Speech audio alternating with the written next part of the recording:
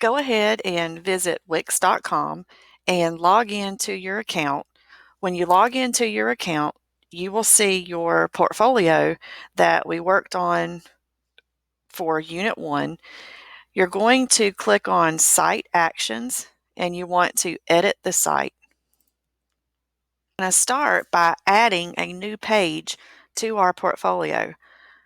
If you'll notice at the top left of your screen, you're going to click the down arrow and you're able to manage pages. Notice that right now we only have one page to this website. However, there are 4 different anchors on that one page that this navigation links to. To create a new page, at the very bottom we can click Add Page. It adds a new page to our website and we can go ahead and name that. I would recommend naming it something like Projects and then click Done. Notice that now on our navigation bar we have an additional link to projects and we have a blank page and we're thinking, oh my goodness, where'd all my stuff go? If you click back on that down arrow at the top of your site, you're going to see that your top page is still there, but now we're on the new page, which is our projects page. As we go through the semester, we can add different projects to our pages. One thing I want to point out though about our navigation bar is that notice from our resume that we added, we really want our experience and education and skills and contact. We may want that to be what you see first on the navigation bar. And since projects is the next page down, we might want to rearrange the way that our menu is showing up. To do that, I'm going to go back to manage the pages. And I can take this projects page that I just created. When I hover over it, I get a 4-headed arrow. I can click and drag that down below all of those links. Now, I may actually want to leave contact as my last one, and I think this may be a good setup. Have our top page first that shows our experience, education, and skills. Then people can look at our projects and then they can contact us at any time. Notice that on my menu bar now, it looks much nicer. First, I want to have everyone add their children's book that they made in Unit 1. You might want to start by adding some text to label what this project is. So when we click on the plus sign on the left side of our screen and then hover over text, we can then scroll through this list and see different examples of titles that we can choose. Go ahead and pick one that you like. Once you choose the title, you're going to click and drag it to your page. Drag and drop it. Now I can then hover over this title with my 4-headed arrow and I can drag it around the page and place it where I want. I'm going to place mine in the top left and then I'm going to edit the text to say a digital citizenship children's book.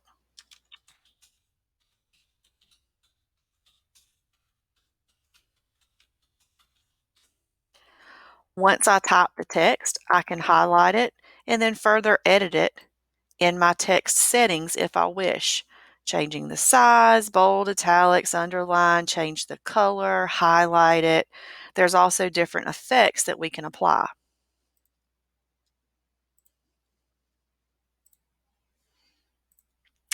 Now, I don't like the way that it wraps, so I can size this text box with my sizing handles.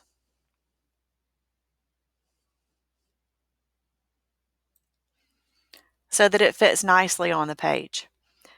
Now, I've provided all of you with a link under the daily agenda that has your YouTube link for your project. So you don't even have to worry about doing any of that work. I've already added it to my YouTube channel for you.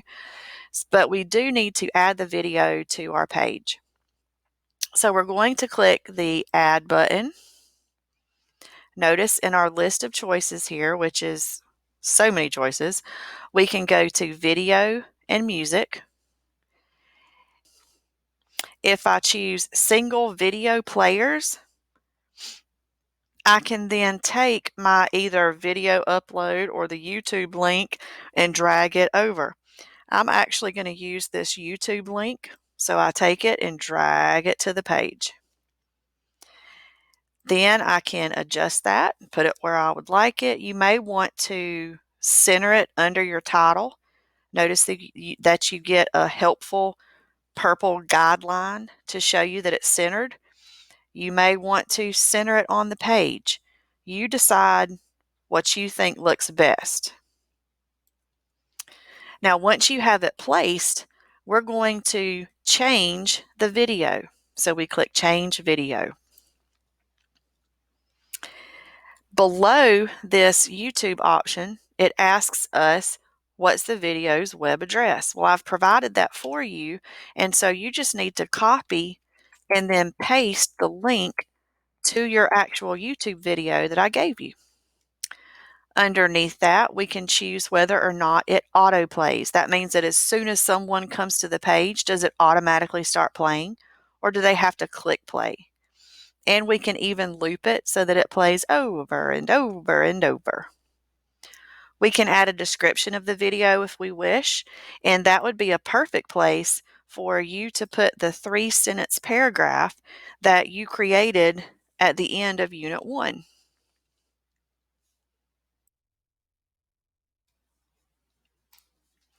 So now when we go and publish our page, we can look and see how this looks.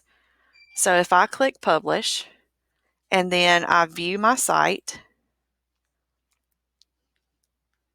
notice it loads the home page.